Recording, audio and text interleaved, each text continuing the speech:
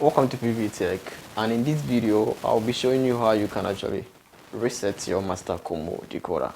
So maybe you are experiencing some difficulties on your decoder, or some channels have appeared twice.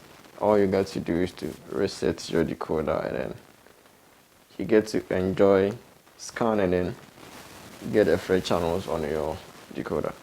So all you got to do is to pick up your remote, you press on the menu button, and from the menu page you look for installation. Okay, so installation, you press OK on it and come down to the factory reset over here. You press OK on it, and here it's requesting for the default password.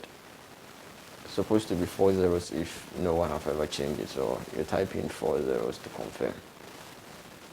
4 zeros, and you press OK to proceed. If you truly wanna reset it to factory default, you're gonna delete everything on the decoder, so you should be cautious of it if you don't want to lose the channel that they have already scanned on it.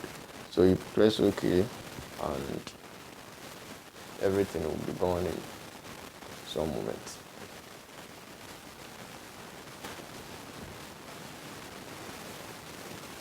So after rebooting, all you got to do is to scan to get back your channels. So if you find this video helpful, all you got to do is subscribe, hit the bell icon, and you keep coming back for more.